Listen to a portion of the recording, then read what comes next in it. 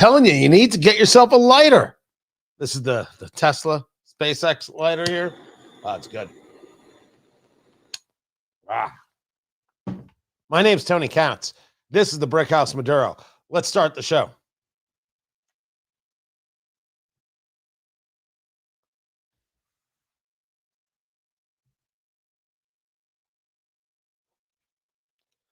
President Trump in Japan. He's making friends. It's kind of what he does. All right, not everywhere, but at least with Japan. I mean, 10,000% with Japan. Tony Katz today. What are you doing, everybody? Good to be with you. 833-GOT-TONY, 833-468-8669. That's how you get to be a part of the program, live streaming on the YouTube, youtube.com/Tony Katz. And of course, we've got it there on the Twitter X at Tony Katz as well. This is a trade deal, but it's more than just about trade. This is much more than that. This is a story about power and about dealing with the hegemony of China. And now we're going to get more into this because there's a lot here, and it's going to take more than a day. We're talking about how does one have control over navigable waters. We're talking about how one deals with our friends here, there, and everywhere. This story is a large-scale one.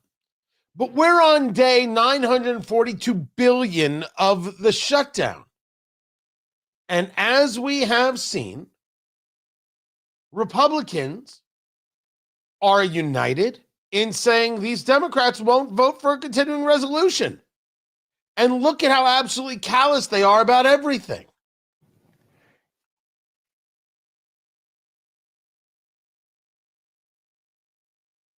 Policy in it. It doesn't have a single partisan policy rider.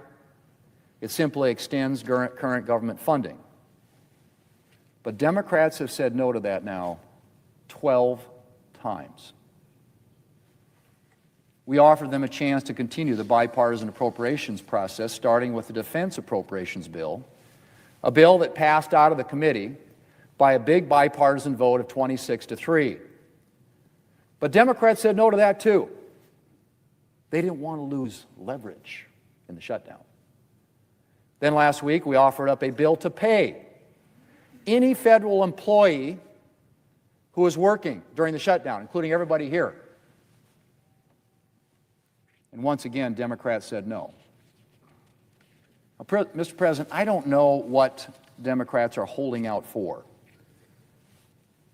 Do Democrats think that we're suddenly going to vote for their partisan CR, which, by the way, would spend an additional $1.5 trillion to keep the government open until the end of this week?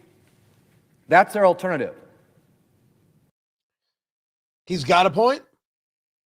What have the Democrats put up except things that simply are untenable? They are just not things that are going to be accepted from the word go. Would you sign a continuing resolution that lasts for a week? What's weird is, based on where we are right now, if the Democrats voted for the continuing resolution, we'd be funded through November 21st. We'd have 3 weeks before we were doing all of this again. It's maddening. I have stated many times before that I don't think anybody is paying attention to, what's the word I'm looking for? The shutdown. That's the word I'm looking for.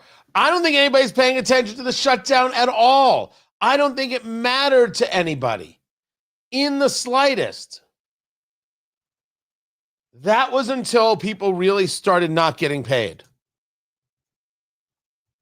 And right now, we are at the place where people are not getting paid. And this is where the tension increases. This is where you see the push from, I would argue, both sides. Democrats, however, don't seem to have anything they can really connect with. Nothing is landing when it comes to their methodology, their philosophy. Nothing is hitting well with Americans. Republicans are able to push back on a myriad of subjects, including this. It was Sean Duffy, once again, Transportation Secretary, saying, hey, you know, right now, air traffic controllers are getting screwed with their pants on. That's kind of what he's saying. LaGuardia Airport for remarks from Transportation Secretary Sean Duffy, who is speaking on how the ongoing government shutdown is affecting travel and air traffic controllers. This is live coverage here on C-SPAN 3. Gotta love C-SPAN. But there are the men and women who work in our towers to make sure that our flights are on time, that our flights aren't delayed, and your flights are safe. And so I wanted you to have a chance to see a few of the men and women who aren't getting paid today. The men and women who rely on the paychecks from the federal government to support their families, to pay their car payments, to pay their rent, to pay for gas in their vehicles, to get into work. It puts food on their table. Yesterday, I had a controller who talked to me about his 9-year-old, 10-year-old daughter who made the traveling volleyball team. And as many of us know, it's an honor when your child makes the traveling team, but with that comes a cost. You have to pay to be part of that team. And he had to talk to his 9-year-old daughter about her not being able to join that team because he had to preserve and reserve his money because he thought that this day would come, the fact that he wasn't going to get paid for his work as an air traffic controller. So even with a little bit of microphone issues there, that's a story from Sean Duffy that's going to connect, and Democrats don't have this story. Air traffic controller can't allow his daughter to join the travel volleyball team because shutdown. Doesn't have the money. Now, I think a lot of people can ask the question, are you telling me you have no reserves? You tell me you live paycheck to paycheck? Allow me for a moment. A, not the subject. And B, yes. I'm not saying I agree with it. I'm not saying there isn't a massive issue involved here. But lots of people do indeed live paycheck to paycheck. It is very relatable. And it is all the Democrats. All of them. Because they're the ones who are keeping this from happening. They're the ones doing it. Now, is there a way, is there a place, is there a possibility of the Democrats turning this around? I'm going to put forward a theory here. Are you ready? Nope. There's no turning this around.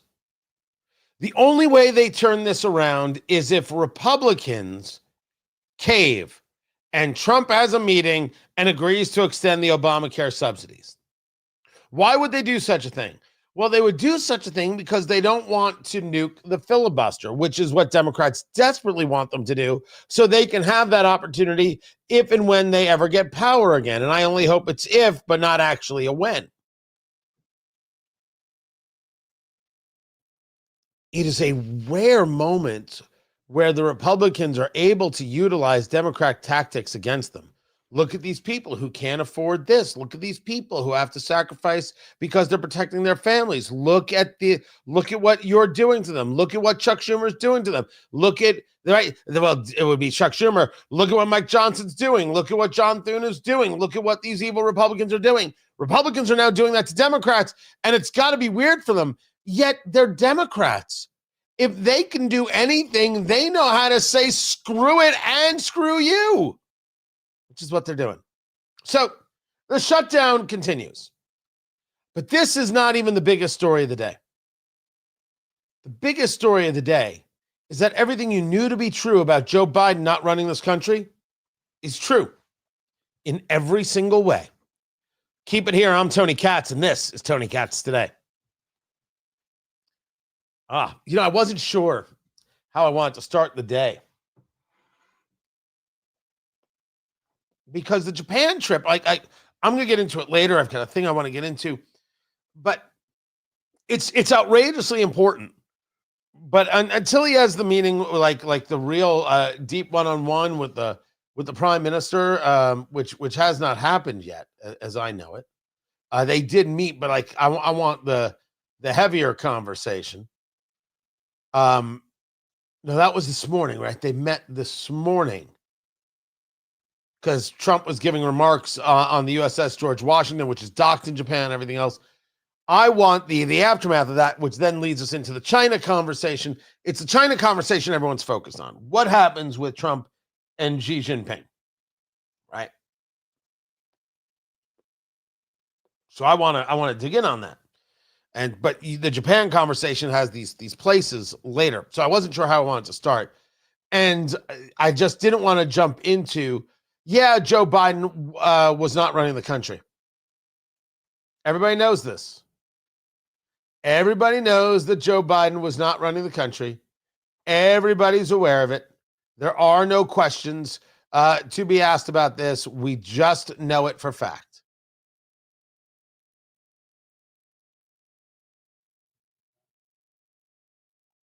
$10,000%. Let me see where I have this.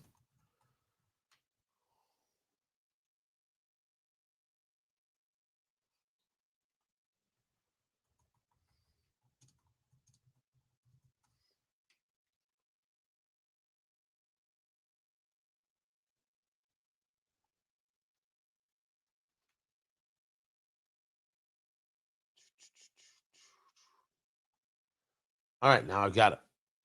I will have that story for you. You've got questions. I have got answers. If there's something you think I should be talking about, let me know. That right there in the Harborside turquoise, that is the Von Riest. That is the Hanoverian in the Harborside turquoise. You want to go to shop.vonriest.com, shop.vonriest.com. You want to get yours. Use promo code CATS. Trust me on that one. Use promo code KATZ. Get your discount. As for my cigar here, I think I smoked too fast, too quick. I don't know. I felt like I was a little late getting to the show today. Didn't mean to be. I apologize.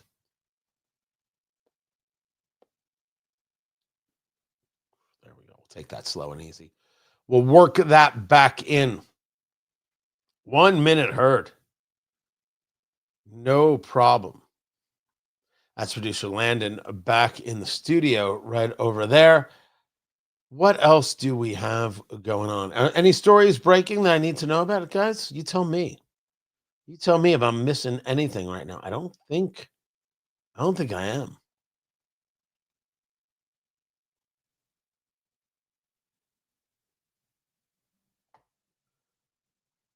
People are yelling at me about redistricting. Right? Is that a fly in my studio? What the heck? Nobody invited you. I don't have a fly swatter. What are you looking at me for? I have a fly swatter around. Oh, shotgun, sure, but it's a fly. It's a little overkill, don't you think? No, I'm not. I've got nothing to no, I can't. It's just going to be there. It's not a problem. Anyway, it's good to be with you. Be sure to follow on Twitter X, Tony Katz, and subscribe on the YouTube, youtube.com/Tony Katz. I'd appreciate it. Let's get back to work.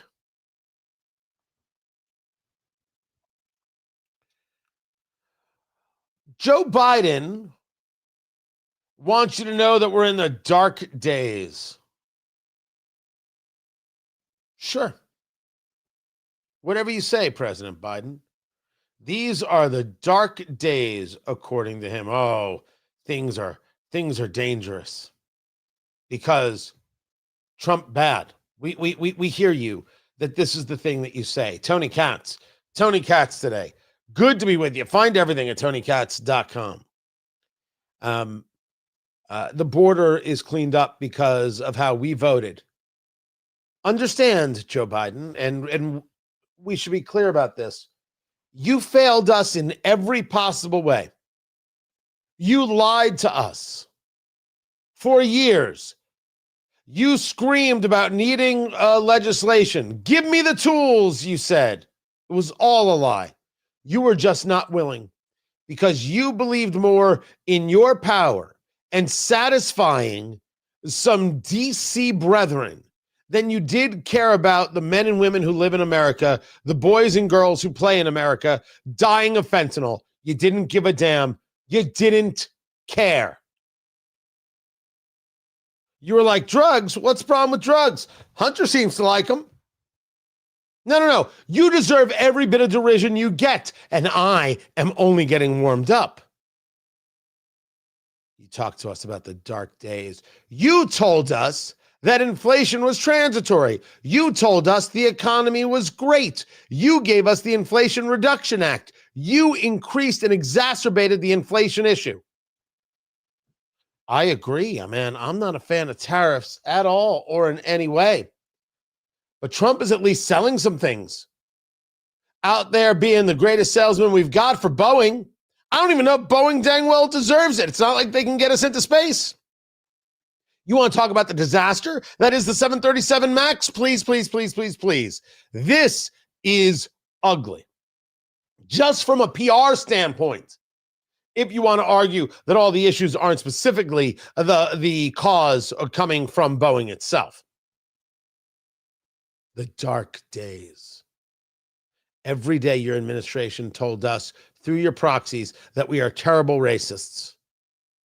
And now we're doing away with the DEI bigots who'd like to scream that at us from their positions of power, taking away their positions, and now they can scream all they want. They just have no power over us, and we could turn off the mic.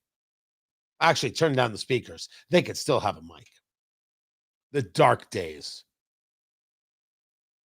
I will put forth to you that the nation has work ahead of it.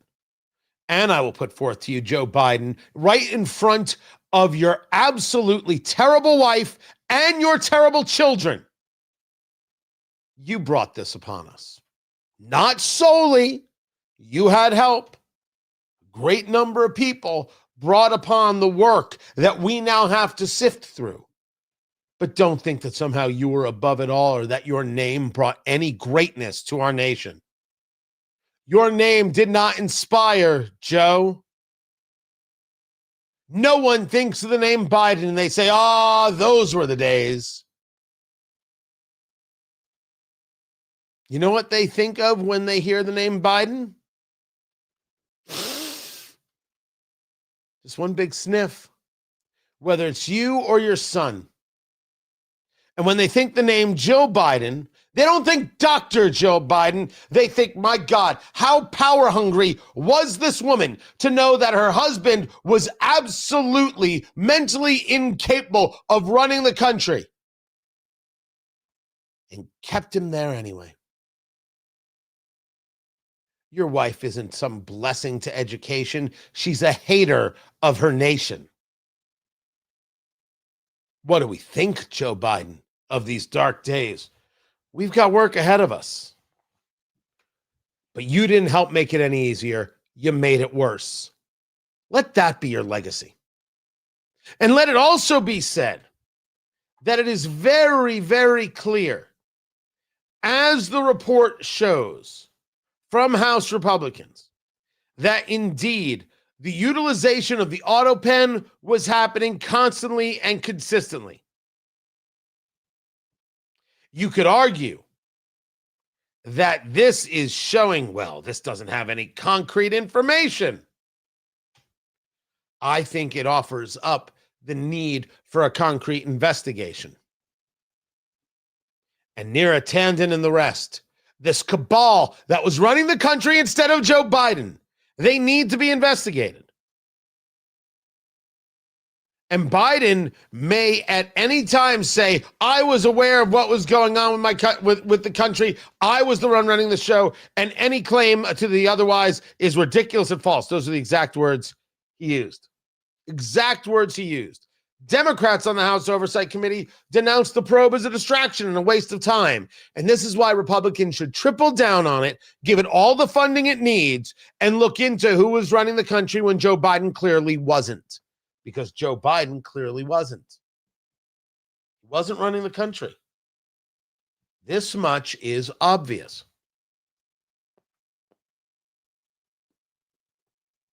He was not capable and he was not able. The 100-page report, according to the speaker, Mike Johnson, saying that it could have major implications for the legality of Joe Biden's actions. So much so that the speaker said that everything that Joe Biden did with the autopen. Have continued to conference together and do all the work we can to ensure legislation is ready for the floor for action as soon as we get back to legislative Oh, that session. stinks right there. The House also continues to carry out its essential oversight duty. I'll fix it. The House also continues, says Speaker Johnson. The House also continues to carry out its essential oversight duties, and you'll be reporting on this all day. But the oversight chairman, James Comer, released a blockbuster report now on the Biden autopen presidency. And this report includes 47 hours worth of transcripts and testimony, revealing that every executive action signed by the autopen without written authorization from President Biden should be voided. This is an unprecedented situation in American politics and government. The actions of President Biden simply were not all his own actions, and there are major implications that, including all pardons that he signed. But don't get me started. He literally said, but don't get me started. It doesn't matter to me how Democrats scream. They scream about everything.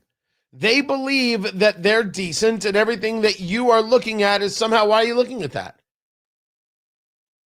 Democrats say, look what you've just done. And when you say, hey, what about this? They say, why are you always looking at me? Why are you so obsessed with me? You have to start with the understanding that you can't pay them any mind.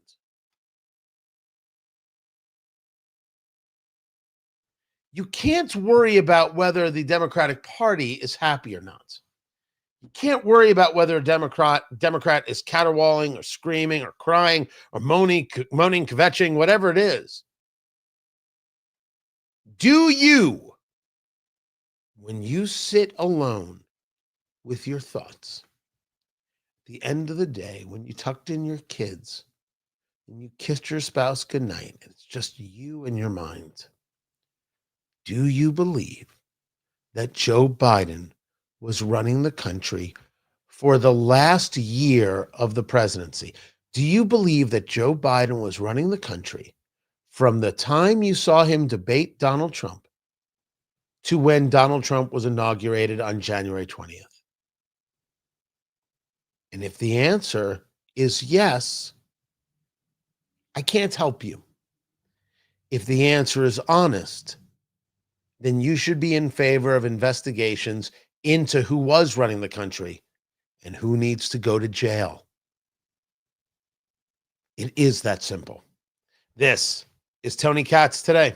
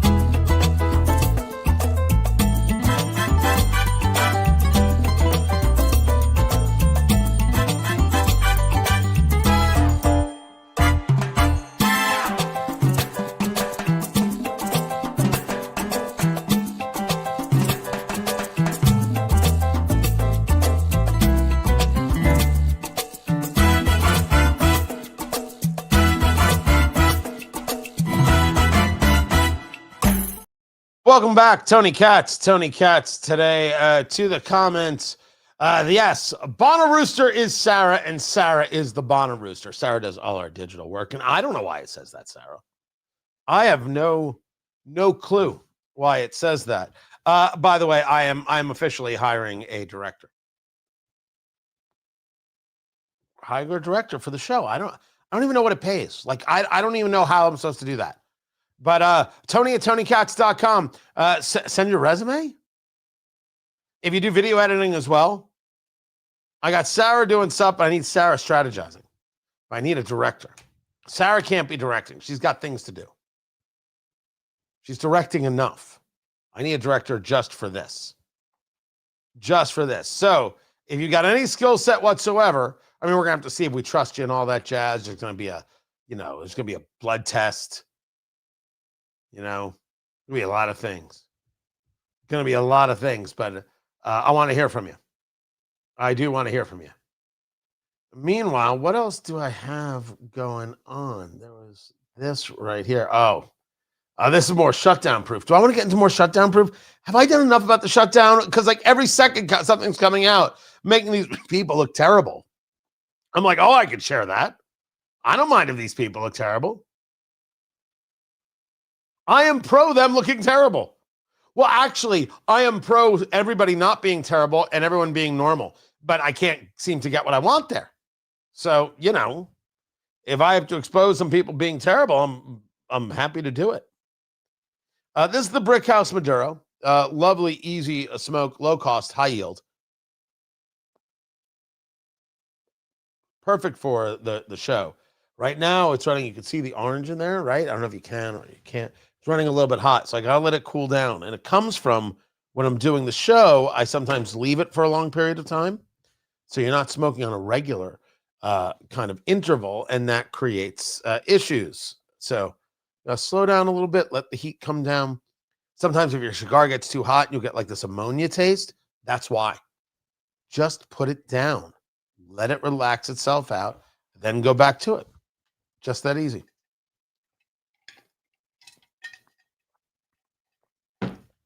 We back to doing the show?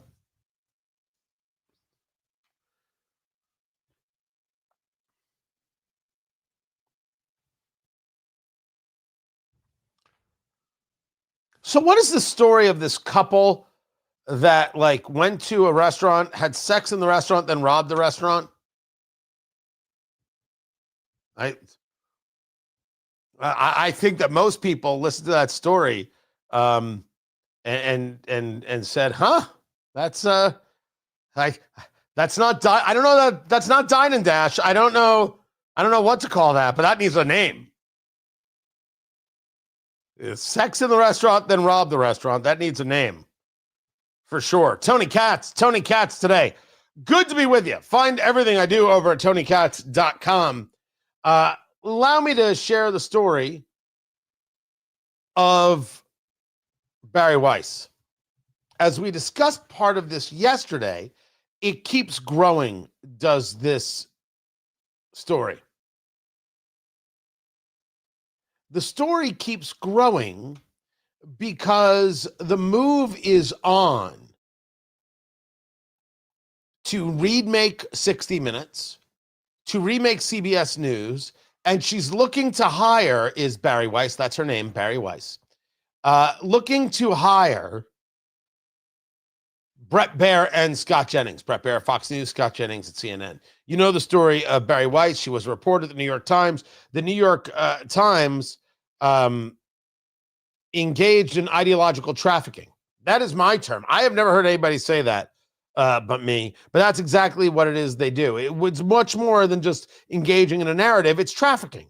They traffic ideologies. And it should be treated like anybody who does drug trafficking or human trafficking or anything else. It is absolutely abusive stuff. And that's what these so-called reporters do. She saw this and said, I don't want to be any part of this. She actually employed a concept that David Mamet pushed forward when he wrote the book, The Secret Knowledge, where it's this idea of progressives believe they know something. And you can't know it, but they know it. What they could do is spoon feed it to you a little bit at the time and then pat you on the head, but you'll never be able to fully understand it. Only they can understand it. She started the free press. People were very interested in actual reporting. The success so great that she sold to Paramount Skydance, which purchased Paramount, for $150 million. And now she runs CBS News. John Dickerson is leaving, one of the anchors there. John Dickerson is leaving. Some people on the left are upset about this. That's how I know this is all good.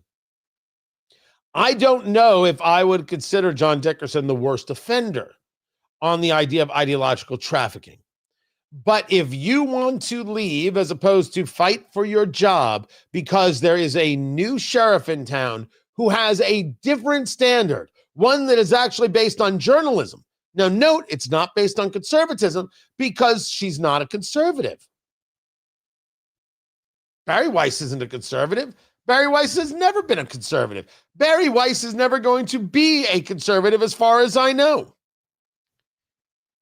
But she is looking to make changes. And one of the places she's looking as the head of CBS News, she is the news editor-in-chief, is 60 Minutes. She might very well remove some of the Leslie Stahl types out of 60 Minutes, removing Bill Whitaker, removing Scott Pelley, and replacing them with people who are not trafficking ideology, but actually engaged in journalism. What's wrong with that? By the way, Scott Pelley is 68, Matt Whitaker is 74. Maybe there's a reason one should bring in new people. It's a visual medium. Maybe younger would be better. 50s, 60s at least. And remember, Barry White is 41. Barry 41? Different view of the world for sure. Different view of how people view things for sure. The left is infuriated by this. And once again, allow me to tell you, when the left is infuriated, good. Because they don't believe what we believe. We just said that Barry Weiss, W-E-I-S-S, is not a conservative. And you know what we said? I'm a conservative. I've never been really anything, but even before I understood what I was, as I started to understand the things that moved me, I understood that I was a conservative, not a Republican. I wasn't a libertarian. I thought I leaned that way for a while. I said, no, there are some things here that are really, truly difference makers. When populism came a calling, came a knock, and I said, I'm not a populist. I'm not. I don't want to be angry with these people. I'm going to need some of these people. I just don't agree with a great number of things.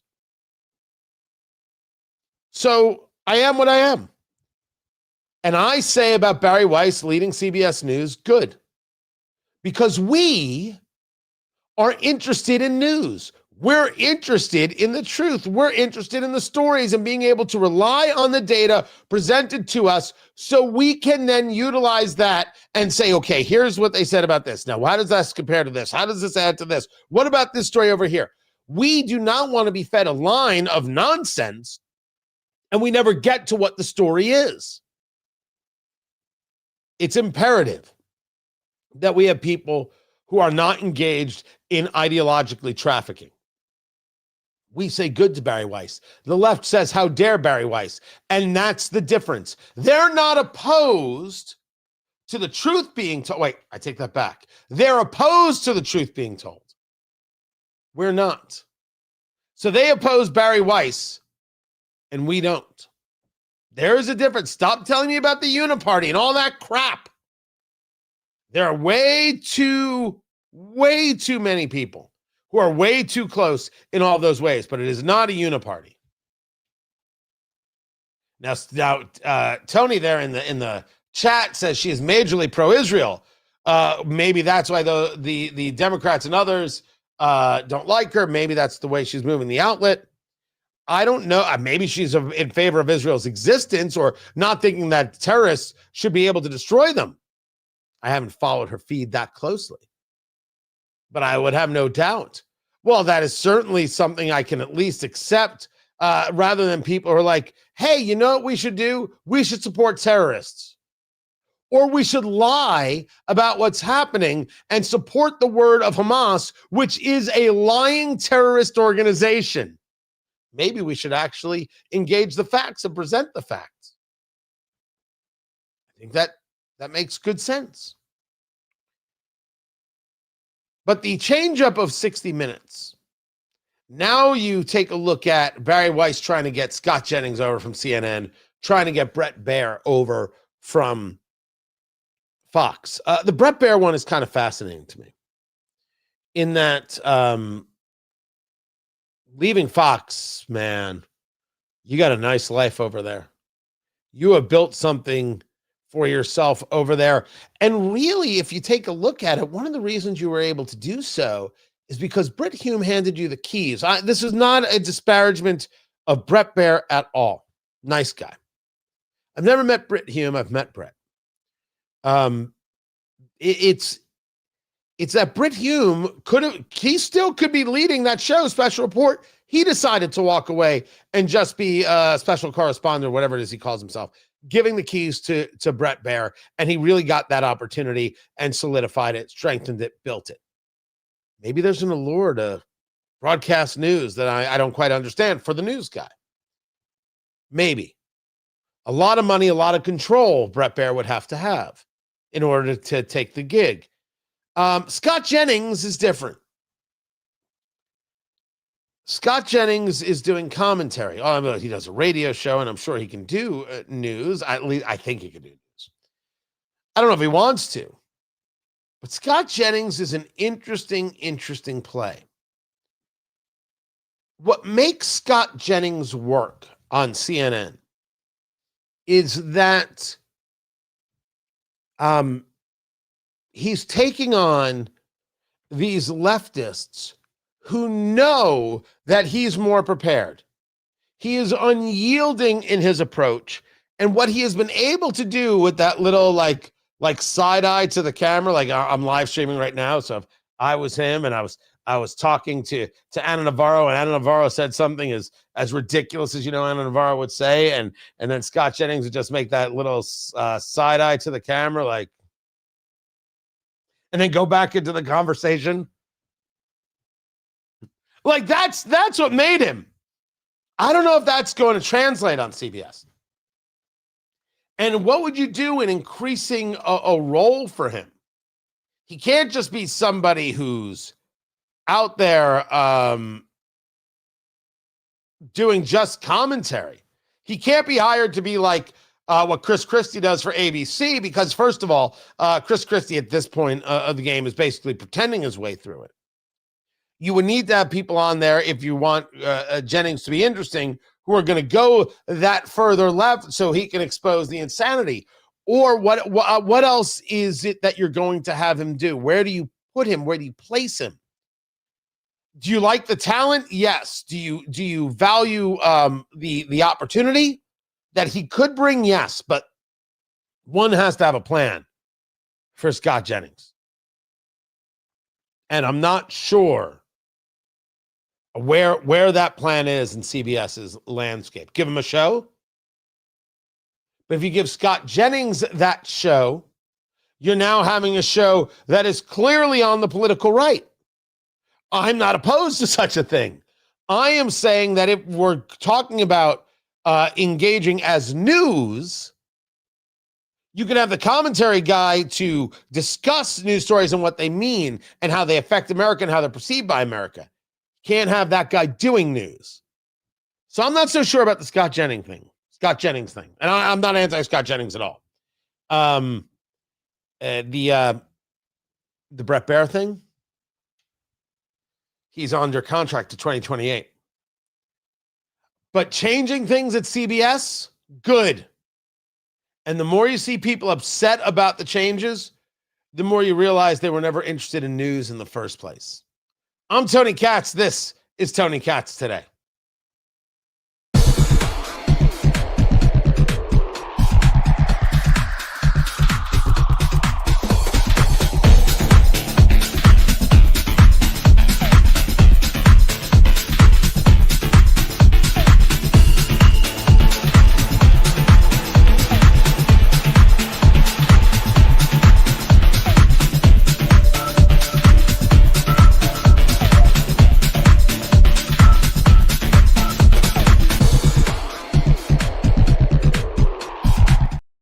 So I have here.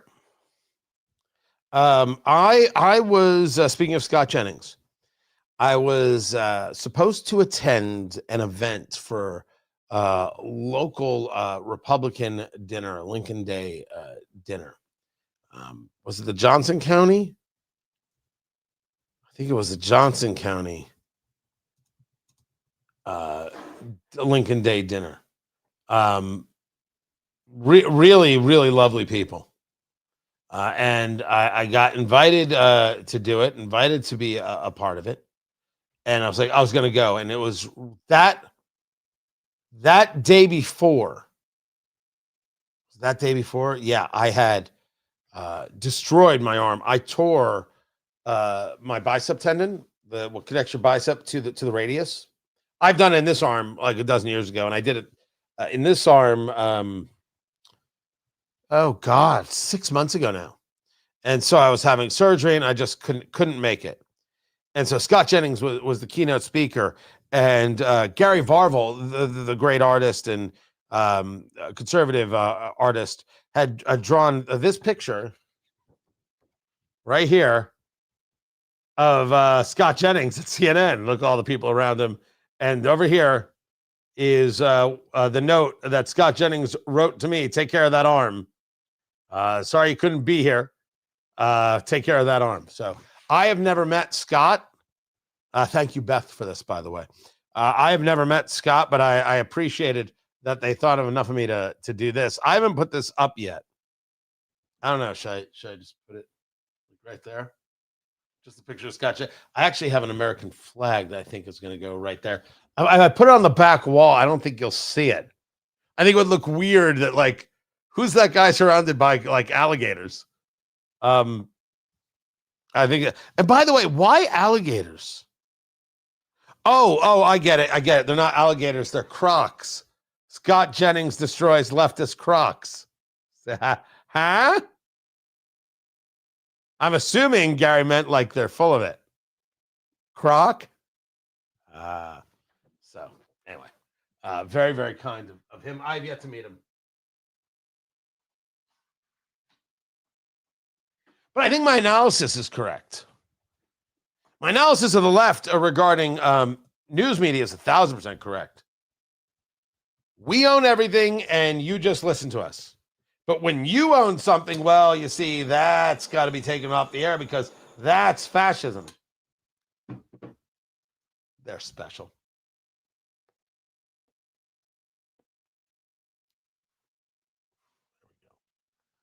There we go.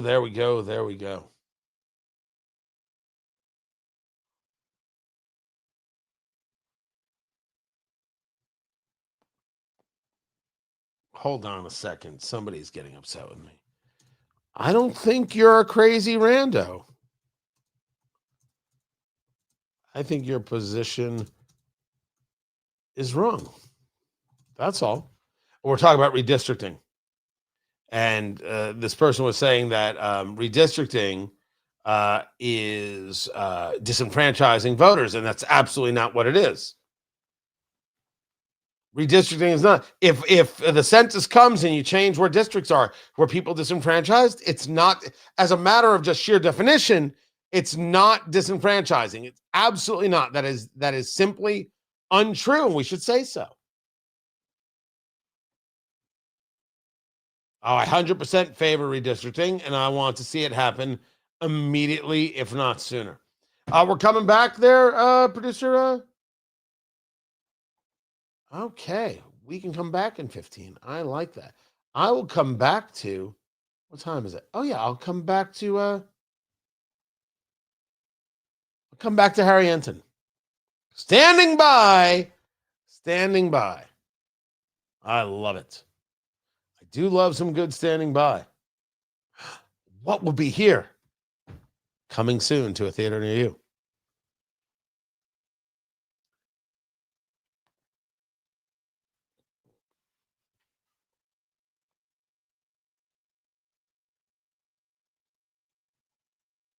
Starting with Republicans. How has the shutdown seemed to have affected their political standing? Yeah, you might think, given that the Republicans are in charge of both the House and the Senate, that a government shutdown might actually hurt the Republican brand. But in fact, it hasn't. If anything, it's been helped a little bit.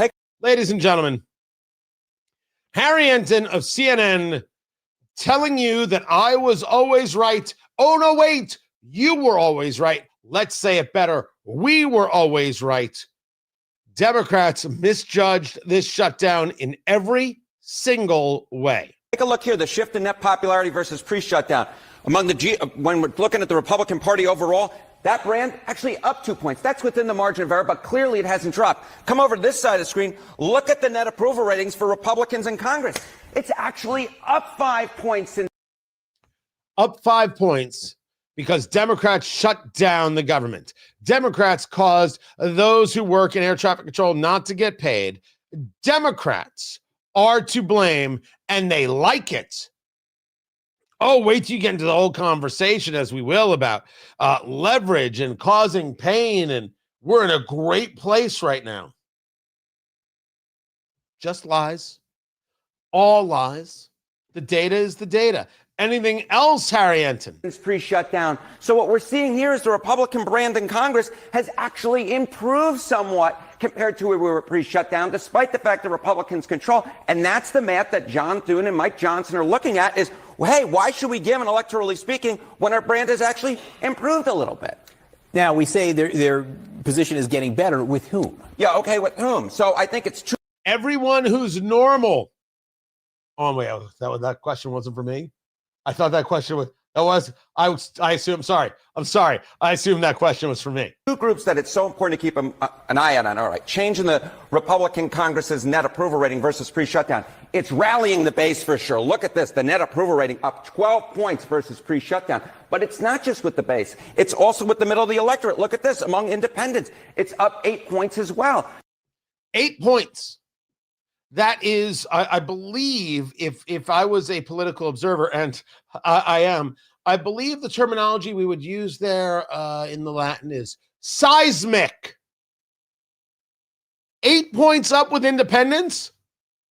I know politicos who would give their right pinky to be up 8 points with independents. What are you talking about? Being up with the Republicans, well, I mean, that's good. They've totally bought into this, and they think you've got the better argument. But independents have looked at this and say, you have the better argument as well. It's ball game. This is ball game. This whole shutdown. Democrats look terrible. Democrats did this. Democrats will be blamed. And all of this, Republicans have to take into the midterms. My problem is I don't know if Republicans are smart enough to do it. This is the great test because in a midterm where one party has power, the other party usually is able to get advantages and gain votes, which means Democrats normally in any year would be able to take the House. If you keep the House in Republican hands, that's the story. Now, how do you do it? Are Republicans smart enough, strategic enough to at least try? If you can't take advantage of this, what can you take advantage of? I'm Tony Katz. If you can't take advantage of this, what possibly can you take advantage of? That's the question. Now, I'm going to ask a question here that's going to seem way out of left field. What the heck is the Kokomo TV catastrophe? Is there something I need to know? There was a very large TV deal where I live. So there's this local group called Circle City Broadcasting, and they own a group called Wish TV. And Wish TV are lovely, and on my morning show, we do a lot of work with Wish TV, and they've been lovely, and they've had a lot of turnover lately, some weird things going on. And then it got announced that this group, Wish TV, when I hurt my arm was the Kokomo TV catastrophe. That is correct. That it was in Kokomo, Indiana. That is correct. Well, the story came out today that this group, independent, Circle City Broadcasting, just purchased the ABC affiliate in town for $83 million. They bought WRTV. And our WRTV was Sinclair. And the first thing I said is, wait a second. Is that a good deal or is that criminally insane? I can't tell anymore. I have no idea if that's big money, no money. I don't know. Because local TV advertising has been down. But if you want to talk about building up your power position, oh good Lord. You got so RTV was, Wish TV is like this independent, right? It's not affiliated with a network. RTV is affiliated with ABC. You're getting sports, you're getting all sorts of things with that. Very, very interesting. So that's what I thought you meant by TV. But yes, I was picking up a TV when I tore the bicep tendon. That is true. That is what happened. Here's what's going on. We're in commercial break, so we're going to take the break right here. Smoke them if you got them. We have got much more radio to get to, much more live streaming to get to. Don't forget to subscribe there on the YouTube and do that. YouTube.com/Tony Katz. On the Twitter, X, you do that. If you would follow, I'd appreciate it. And Facebook, Tony Katz Radio. Let's get that done. Hang loose, kick back, and relax. And we're going to stay right here. I'll be back in a little bit.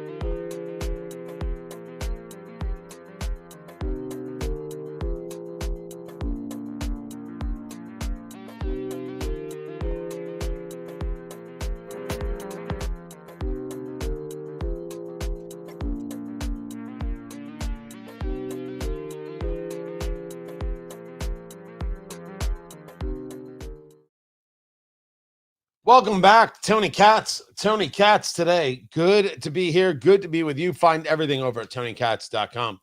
If you would, I'd appreciate it. So a group of people I know,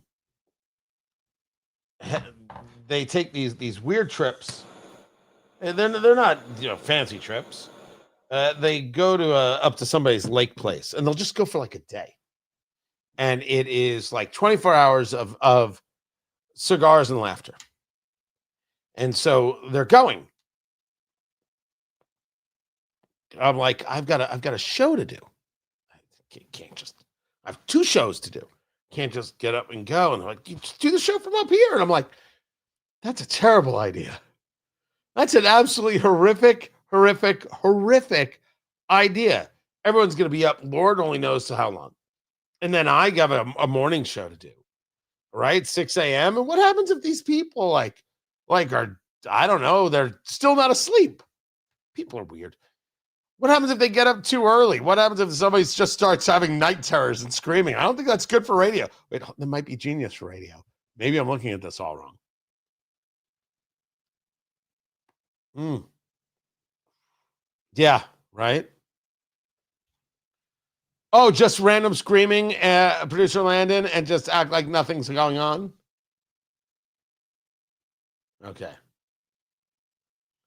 So, yeah, no. Not going to do that. But like there's a part of me that's like, you know what? I should. Now, you just saw that the Mideast peak deal was falling apart. First of all, Brian, thank you for being here, man. I really appreciate it. Secondly, I'm going to say for the record, I am not going to be surprised if that takes place. I'm just not. Nothing would. But tell me where you saw it. I'm not. This is about trusting Hamas. There is no trusting Hamas. What can be discussed is whether or not you have these other partner nations in the rebuild of Gaza getting proactive with Hamas saying, hey, we told you to stop it. We ain't the U.S. We don't care about you at all. This is, again, all going back to Iran. You saw that on Newsmax. I was on Newsmax just yesterday, and I'll be on Newsmax oddly Wednesday, Thursday, and Friday of this week. I'm on Newsmax 3 times, or my recording Thursday for Saturday, Wednesday and Friday, and then Saturday. So Wednesday, Friday, Saturday. Ah, there it is. Got it.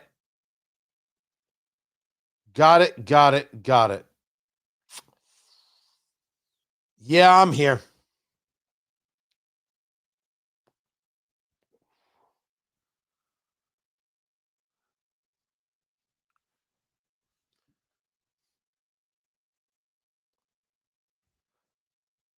Netanyahu engaged in strikes on Gaza. This after Hamas and Israel exchanged fire. They're also exchanging blame. Nothing is new here. In the chat room there of the live stream, Brian had said, just saw that the Mideast deal was falling apart. And I said, tongue in cheek, well, of course.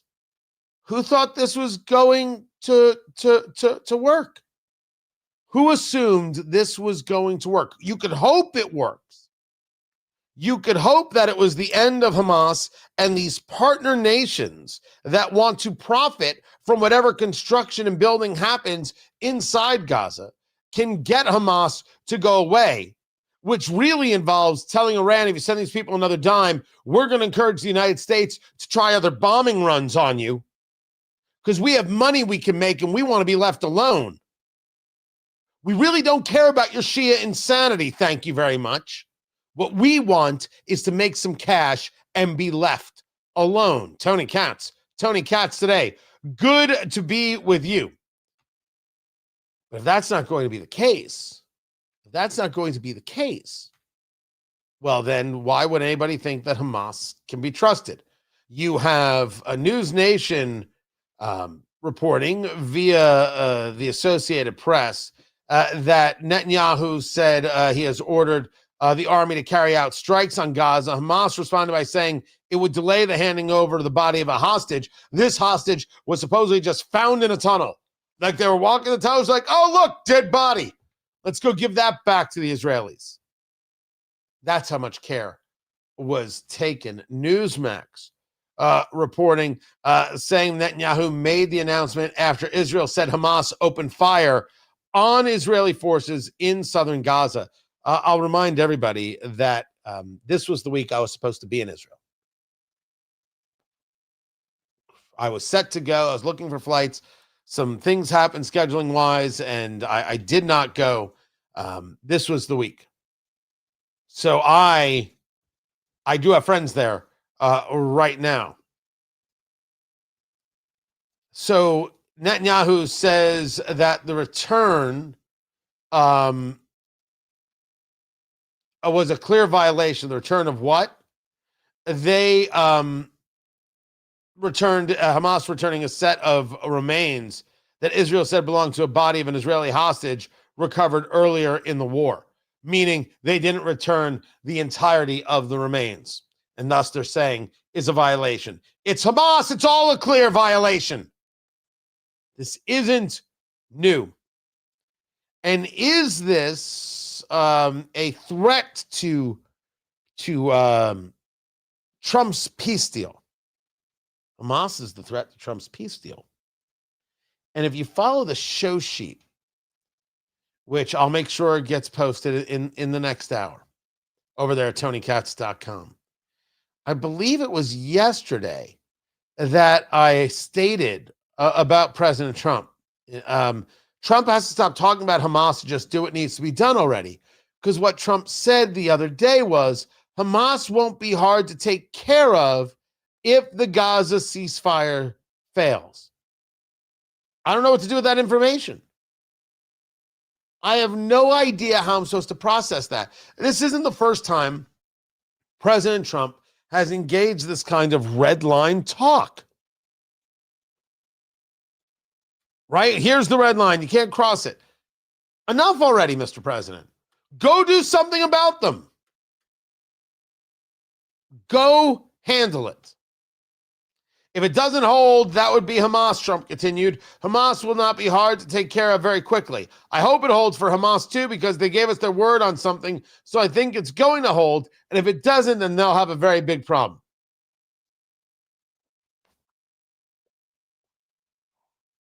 That it's not holding.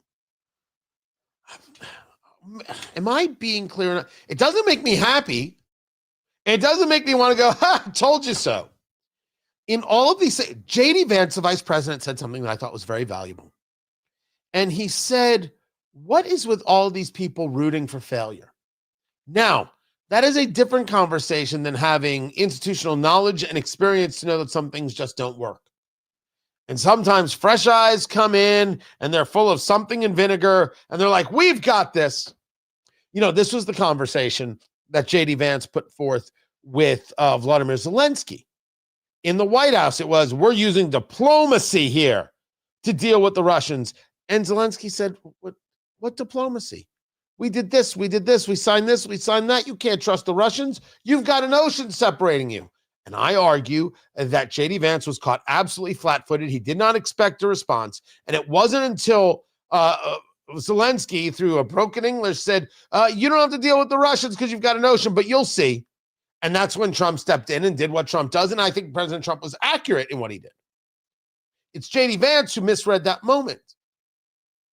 But it is a far different thing to deal with the reality of a situation than it is to hope for failure of a situation. And J.D. Vance's argument was, the vice president's argument was, what is with these people rooting for failure? I don't want failure. I want to not have to think about this so I can think about other things. I want to not have to report on it or share the story on it so I can talk about other things. But to pretend it's not happening, well, that's just nuts. So you have this violation by Hamas, as has been reported. You have Israelis firing back. We will see where this goes. Meanwhile, you have a different kind of shot fired between Representative Alexandria Ocasio-Cortez And Riley Gaines, it's ugly. And it really does say a lot about the kind of person AOC is. I hate calling her AOC. Ocasio-Cortez is. And it really does, when you take a look at your Twitter feeds, it really does show that progressive women, liberal white women, but progressive women in general, they like it when men beat women. I meant in sports, but it's understandable when you go in any other direction with it. I have that story coming up. What caused this fight and why it matters? It matters because, my gosh, are we not done with the culture wars, which we also have to win? I'm Tony Katz, and this is Tony Katz Today. Yeah, that for me is an early break. I don't usually go that early. That's my lighter, by the way. Let's see, it's a rocket ship right there.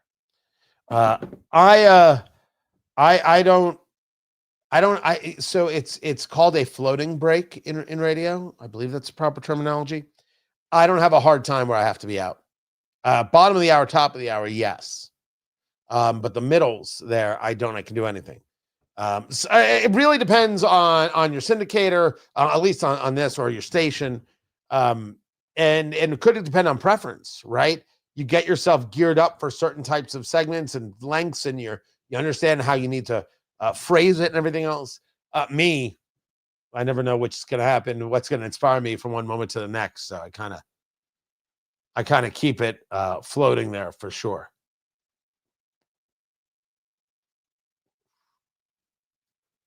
But yeah, I have this story about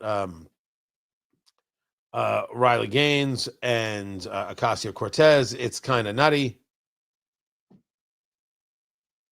Oh, I have Chuck Schumer getting angry at John Thune, the Republican leader. Yeah, whatever. Don't need to concern myself with that. We'll get right into this. What do you got? What else is going on, everybody? If you follow my Twitter feed,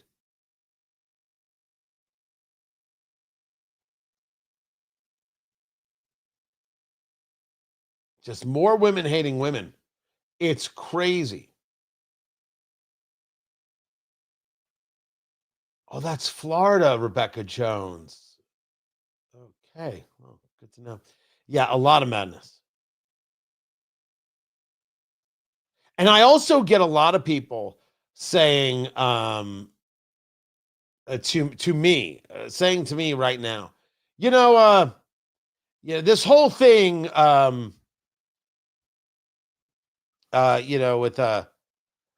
where is it with redistricting and everything else. This is just because you guys are looking for an excuse not to release the Epstein files.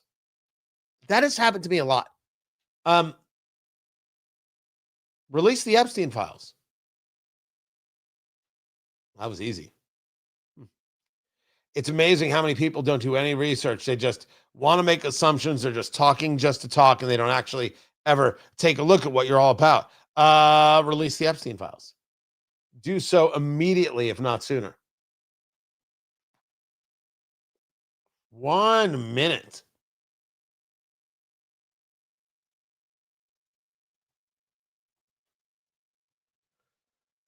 That is very, very funny from Kira Davis.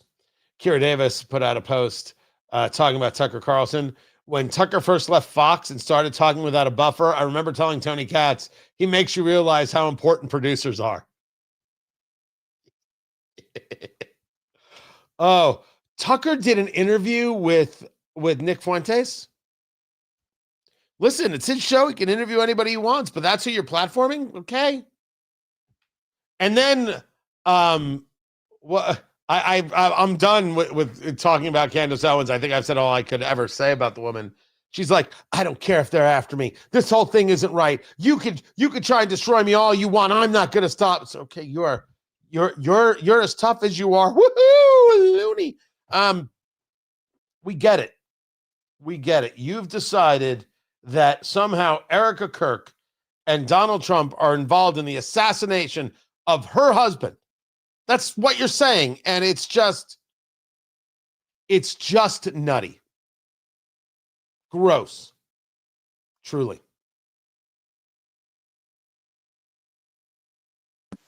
To have at this point, I mean, Whip Clark said the only leverage left is the shutdown and working families in order to get the GOP to fix Obamacare. Where do we stand? Now, before we go on, producer Landon, finger on the dump button, because it's Senator John Fetterman answering questions from Nicholas Balassi. And who knows what the great hooded one might say. I know. When I say the great hooded one, you think I'm talking about Robert Byrd. Screw you. That joke is awesome. How dare you? I want to hear kudos. Well done, cats. The great hooded one, and it's not Robert Byrd. You know what? I'm going to applaud myself. Here it is. What, do I have applause? Yeah, there it is. I got a little bit of cheering going on right there. Good on me.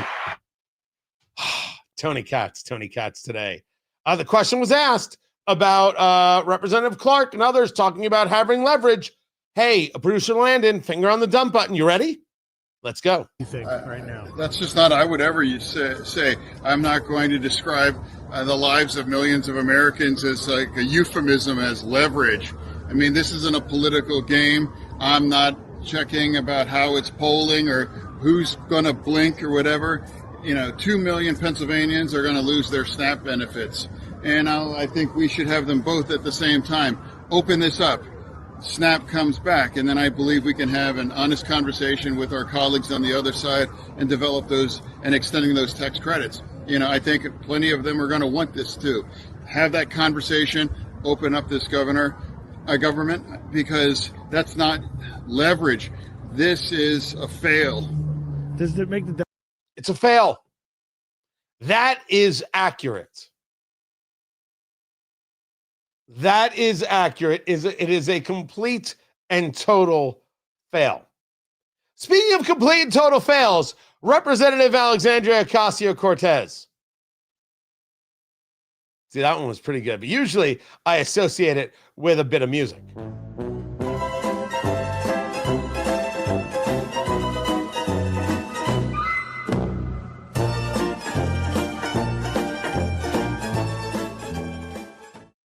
Representative Ocasio-Cortez decided that a simple comment from Riley Gaines required a burn it all down kind of moment. And in that moment, you see exactly how much leftists, including leftist women, hate women. Now, if you ask me why this is, I can answer that question in one note. It's very much along the same lines, and there was a good headline from Twitchy over there about this. Funny how that blank works. Black man drops the NAACP for endorsing a white woman over Winsome Sears. This is the race for governor in Virginia. And I thought this had happened. The NAACP is endorsing Abigail Spanberger for Virginia governor, not Winsome Sears. Winsome Sears is black, and Abigail Spanberger is so white she is almost translucent. Abigail Spanberger is so white, she was actually the stunt double in the movie Powder. Beyond white. I'm surprised her eye color has any pigment. Why in the world would the National Association for the Advancement of Colored People, the NAACP, why would they endorse the white woman over the black woman? No, I don't need Jeopardy music for that. I mean, we all know the answer there. And if you don't know the answer, well, allow me. Something we have said on this show for years. We don't say it every day, but we do bring it up often. If you're black and conservative, to the progressive, you're not really black. If you're gay and conservative, to the progressive, you're not really gay. And if you're a woman and conservative, to the progressive, you're not really a woman. What I just said is absolutely true, is absolutely factual, is undeniable, unassailable. It cannot be argued because the proof is the NAACP is endorsing Abigail Spanberger over the black woman Winsome Sears. And we've got a million more stories just like that. But we bring it back to this story about Riley Gaines. Riley Gaines, hold on a second, Riley, we'll get to it. Riley Gaines is on with, I think that's Mark Meadows there, but she's on Laura Ingram's show.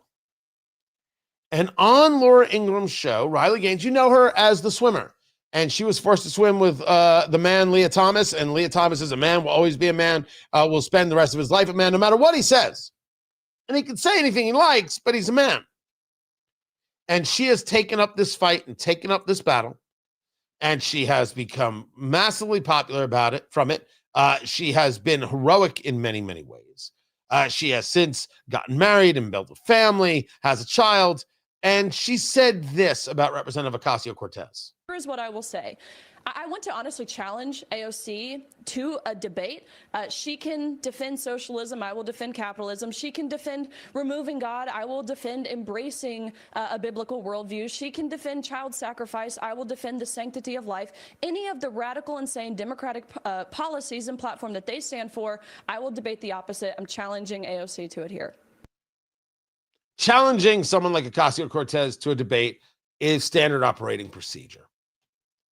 There's nothing new about this, and I would tell that to Riley Gaines. I mean, saying that you want to do that is fine, but it's much more for show than anything else. Those kinds of things happen all the time. But for whatever reason, Representative Ocasio-Cortez decided to engage with this. And what Representative Ocasio-Cortez did was put out a post. And the post reads, and I would like to challenge this person to get a real job.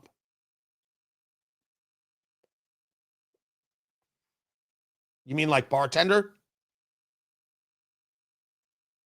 Why in the world would you say that, Representative Ocasio-Cortez?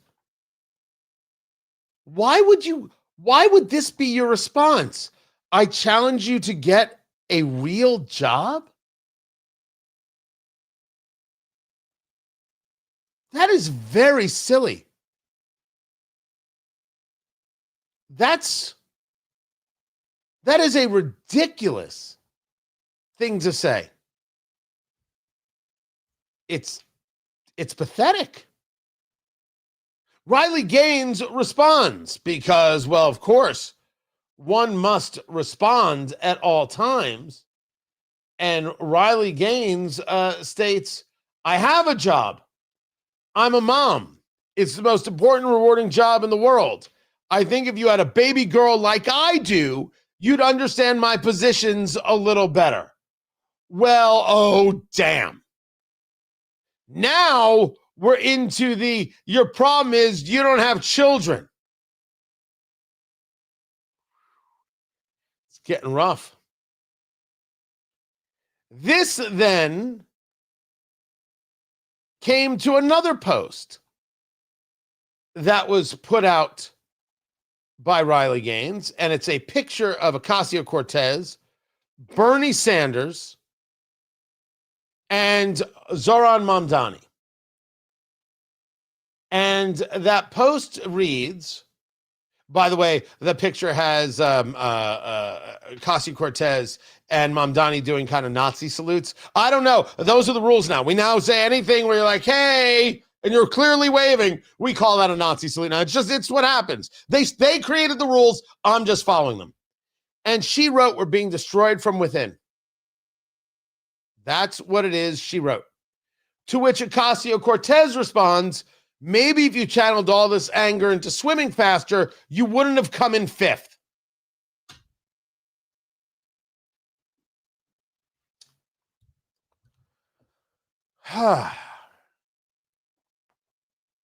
Well, if the objective is the dig, congratulations, everybody. You've all done great. If it's about being able to engage a level of self-control as an elected official, we failed miserably. If this is what gets you clicks and likes and builds your power base, by the way, that post, maybe if you channeled all this anger into swimming faster, you wouldn't have come in fifth. 468,000 likes.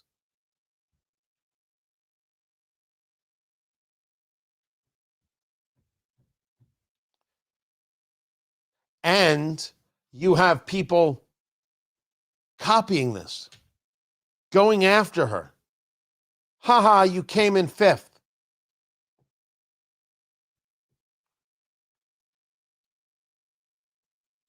I don't know the situation where you could say to Kamala Harris, haha, you lost. And people won't go, oh, that's so sexist, or that's racist, or how dare you, or at least she tried.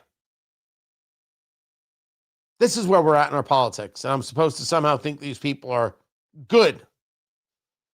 I do not think these people are good. This is Tony Katz today. It's a bad scene, man.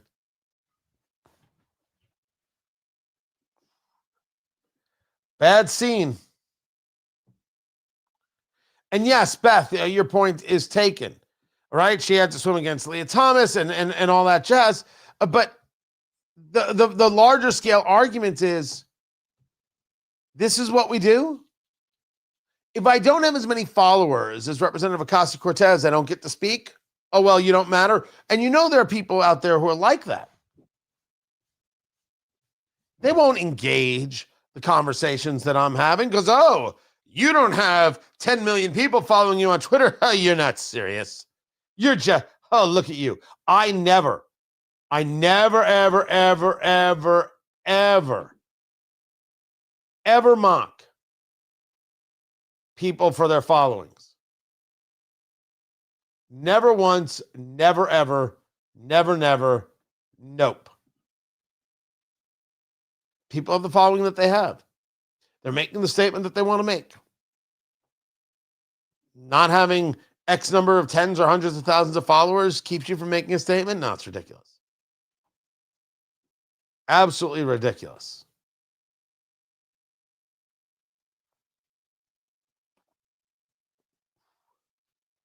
That said, I will take Tony at TonyKatz.com. I will take the resumes. I need a director for the show. Maybe could work into a producer role. Maybe. Where did I buy the beef?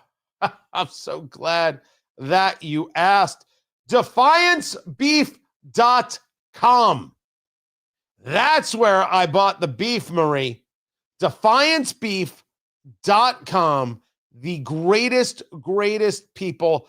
I made the sirloin over the weekend. I made a strip. Spectacular. I've got 3 pounds of ground beef out right now. I got a quarter of a cow, 53 pounds of ground beef, aged 21 days. Absolutely stupendous. You go to defiancebeef.com and forget it. Forget it. You are not going to be, paying these ridiculous store prices. You are going to get quality beef. The flavor is remarkable. Cut the way you want, and so many options and opportunities. So I only got the quarter cow, 7 strips, New York strips, 7 ribeyes, 2 or 3 tenderloins in there. I got sirloins. I got rump roast. I got chuck roast. I got short ribs. There was a 6-pound brisket in there. I got cube meat. I got stew meat. I got the soup bones. All of it. Fantastic. DefianceBeef.com. Promo code Eat Drink Smoke. Get that done. Let me know. Let me know how it all goes. Fantastic.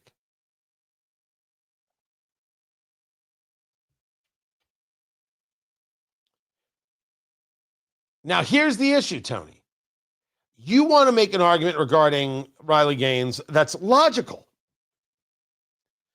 That's not even the conversation we're having. Ocasio-Cortez doesn't want to govern. Ocasio-Cortez wants to get the burn. That's what matters more. This is about what has happened to our politics as a whole. There is no standard anymore. None. That's the story.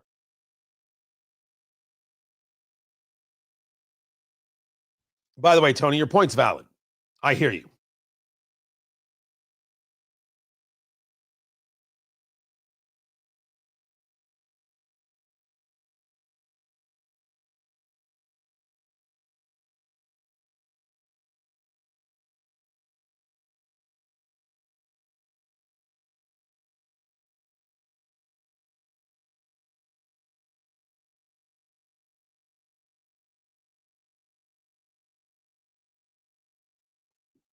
Did Mamdani lie about his aunt? You might know the story by now that Zohran Mamdani, who is the candidate for mayor in New York, and I don't discuss New York politics, if only because, hey, if you want to burn it all down in your city, I can't stop you. I cannot stop you. You can do that. The people in New York are fools if they vote for this communist. But the people of New York are fools.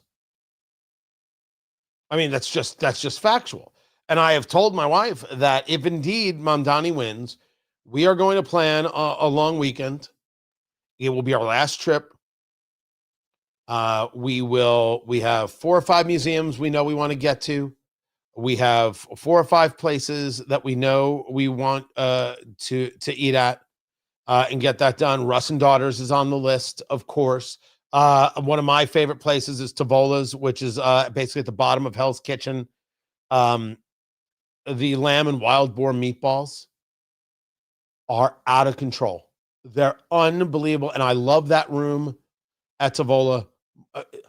Don't like it, love it. If I ever opened a restaurant of that style, I would pattern it after it.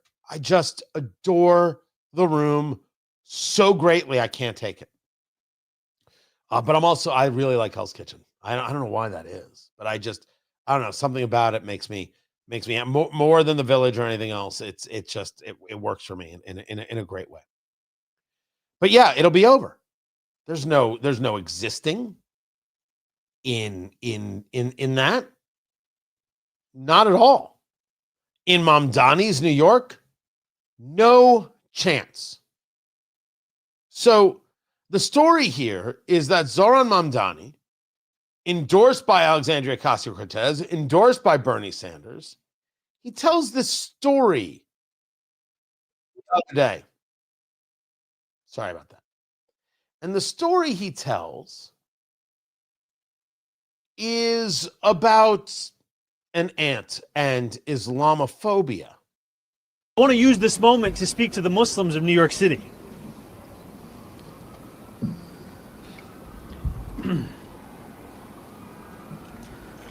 I want to speak to the memory of my aunt.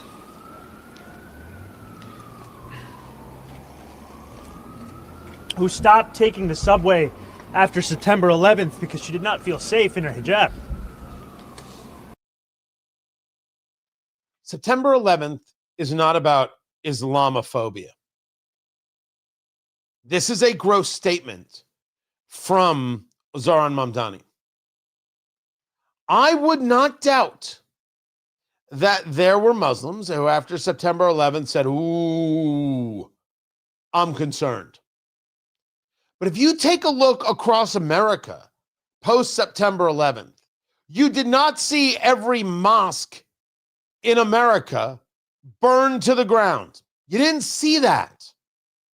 You didn't. You didn't see a spate, a wave of Muslims being attacked on the streets. That also didn't happen. But in no rational way should anybody think for a moment that September 11th is for you, Zohran Mamdani, or anybody else to say, oh my, Islamophobia. First, for the sake of clarity, Islamophobia isn't real. As with any phobia, you're talking about an irrational fear. That does not exist. That is not real. That is not true. Islamists, practitioners of and supporters of Sharia, are everybody's fear. Anybody who wants to live a free life. No one can coexist with Islamists. No one. Christians cannot do it. Jews cannot do it. Muslims cannot do it. No one can coexist with people who say submit or die. Wear this or die. Live in fear or die. No one, no society has ever been able to do it. This, speaking of your aunt and saying Islamophobia is nonsense. It's nonsense trash. It should be dismissed out of hand. Two things came from the reaction to this. First was a series of people who said, are you telling me that white people never heard of everyone in extended family who are women being called auntie? Auntie is a term. Auntie gets used. It's a catch-all. It's a catch-all term. I am fully aware of this. I understand what it is. But he didn't say auntie. He said his aunt. He was specific. He was clear. This was his story. Ladies and gentlemen, turns out he didn't even get that part of the story right. It wasn't an aunt. It was some distant cousin of his father's. That's who it was. He got the story wrong. This story that made him so emotional, he got wrong. I once told a story about my father, rest his soul, about how when he had a business that went south, he took a job. We lived in New Jersey, and he took a job going into the city. And I think it was like mortgage something or other. I was young. And what I remember was my father was a big guy, big round face, big guy. And he put on a tie. I was young and I knew exactly how uncomfortable he was. It is why, except for very special occasions, I do not wear a tie. Nope. I saw that, and I was giving this speech. I think it was at like a Rotary Club event, a few hundred people. And I was telling this story that my father was going to fight through it. He lost the business. He was going to make sure his family got fed, and he was going to find another way. And he would head into the city from New Jersey into Manhattan. And I had said at the time that I don't think the car had air conditioning, and he would take this red Chevelle and drive into the city. And I always felt terrible afterwards after I'd watched it. I got the car wrong. I meant Chevette.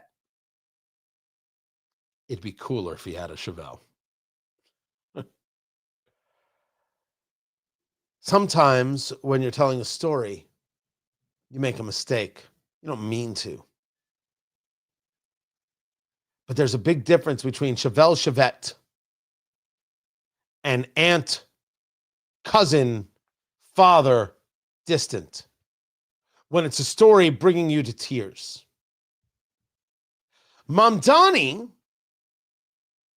was then asked about this. And he is outraged, ladies and gentlemen, that you're focused on this.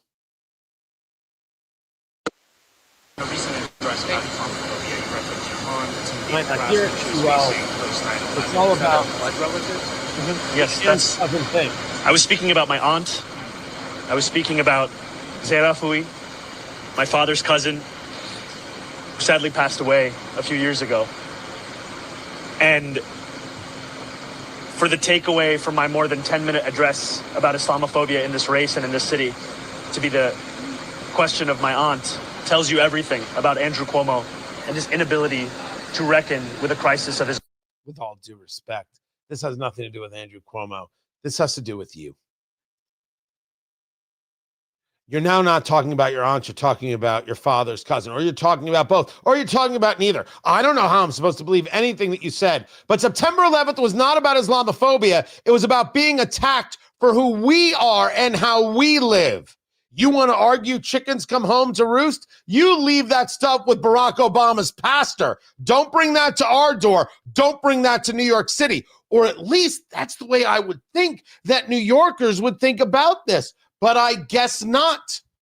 We've gotten far enough away from September 11th, 2001, 24 years ago, that now it's okay to totally dismiss what it is Islamists did to all of us and say, look how much you hate me because of your Islamophobia. There is no Islamophobia, Mr. Mamdani. You're a spoiled, elitist communist. You're not good enough. Now, I would argue that Andrew Cuomo isn't good enough either. But sometimes I take the lesser of two evils, which is almost insane to say, because Cuomo killed grandma. Sadly, I don't think Curtis Sliwa can grab enough votes as the Republican to make this happen. It's stunning to witness this casual lying. I don't think we should be a part of it. Islamophobia is not real. A concern about Islamists is absolutely important. Islamists cannot coexist with Western civilization. So it's us or it's them. But the idea that in New York, you have Muslims scared to walk down the streets, I've seen what's happening with the so-called protesters. They're the ones trying to intimidate others. And it's certainly not all, because that's insane. Mamdani is the worst of the race baiters. Nope, not the worst. He is in league with all the casual race baiters, all the people who want to divide by class. It's Marxism 101, kids. And yes, I think New Yorkers are absolutely going to fall for it. This is Tony Katz Today.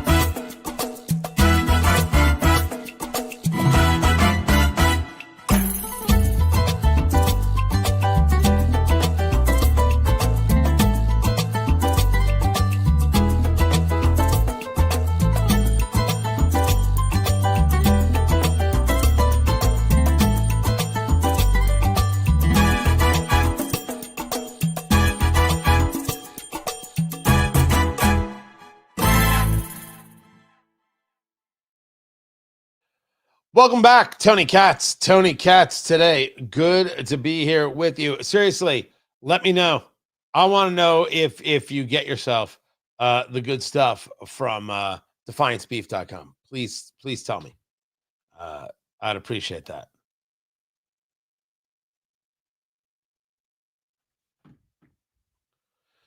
Brian, yes, people can absolutely be that dopey. Young people can fall for anything. This is not in any way surprising. It's just not. It is not. I mean, we've got a real fight. And so this is why you have to stop sending your kids to college too.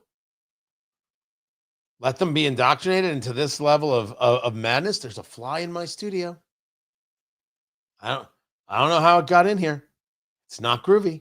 It's driving me nuts. No, people will fall for near anything. That is clear, and the lie of communism continues to roll down the line.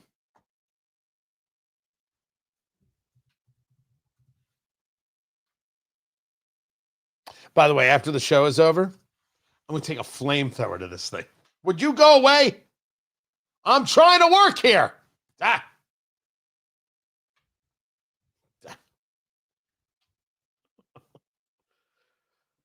Oh, good Lord. I bet Joe Rogan doesn't have to deal with this nonsense on his set.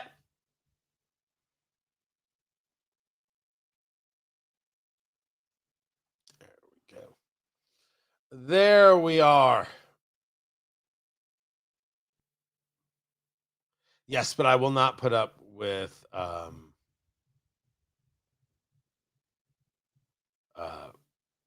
this whole Islamophobia thing. Nope. Not putting up with that at all. All right. Got it. It's on the screen right now, guys. Fly is on the screen. It's an update. It's on the screen. Nope. No, if I try and hit it, I'm going to break the screen. And then I'm probably going to hurt myself. Oh, no. I will be patient. Who suggested I need a pair of chopsticks? You think I could Pat Morita this thing?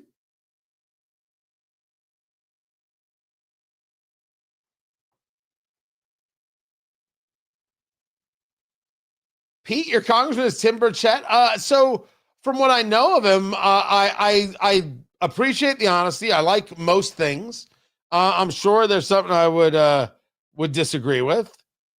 But yeah, I can't say I have an expertise on the man, but I don't mind him. By the way, Brad, yes, I have the bug assault. I own this. Have you seen this before, Landon? Yeah, I have one.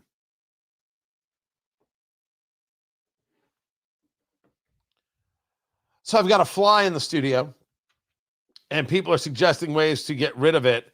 And Brad, who does all our on-site video work and lighting, said I need a bug assault. Have you seen this thing?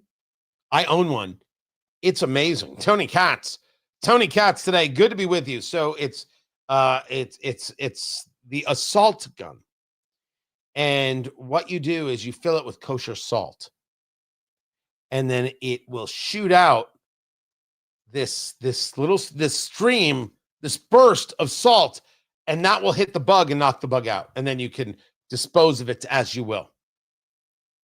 And it's called an assault, bug assault, assault, S-A-L-T. It does work if you've got good aim, for sure. Did I say hello, Tony Katz? Good to be with you. Amazon laying off up to 30,000 corporate workers. Now, this number has come in a couple different ways, because the Wall Street Journal said 30,000. They're laying off a white-collar workforce. It's about 10%. They did a layoff of over 10,000, I believe, in 2022. It was CNBC that said 14,000. They believe they can replace these corporate people partially with AI. They don't need the people. And they're going to try and be as efficient as possible. And this is one of the things that AI is doing. Now, is AI going to be perfect at this? I don't know. That's up to Amazon to decide. But people will realize that, yes, in many places, you can indeed be replaced. Am I a buyer into AI? I was more of a buyer 6 months ago. I admit I'm a little less of a buyer now. Because what got explained to me was that the AI still doesn't work. I mean, it does amazing things, but if I put in as the prompt, can you create for me a picture of me in a red shirt, and it pops out a picture of me in a maroon shirt, people can be like, wow, that's so cool. But if you're a programmer, you realize it didn't work. There's something wrong with the code because I said red shirt and that's a maroon shirt, and that's not accurate. It's not accurate. As a matter of, for the coders, it's wrong. And I think that that's a real issue.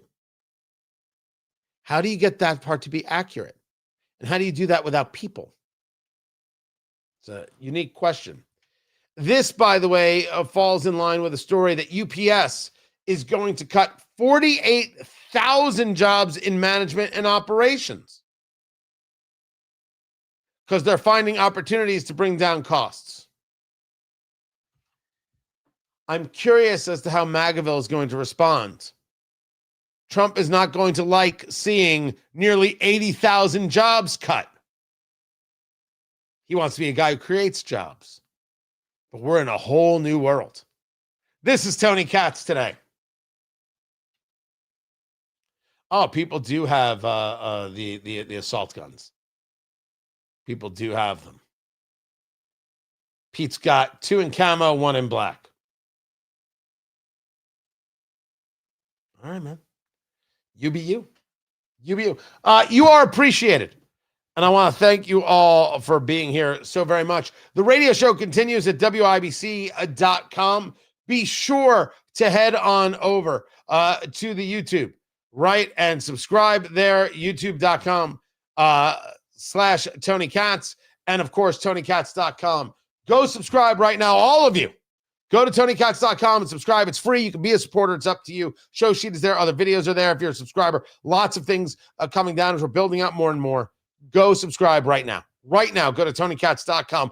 Boom. So easy to do. I appreciate you. Can't thank you enough for being here. And I will be back tomorrow, everyone, at noon. That is it. Take care.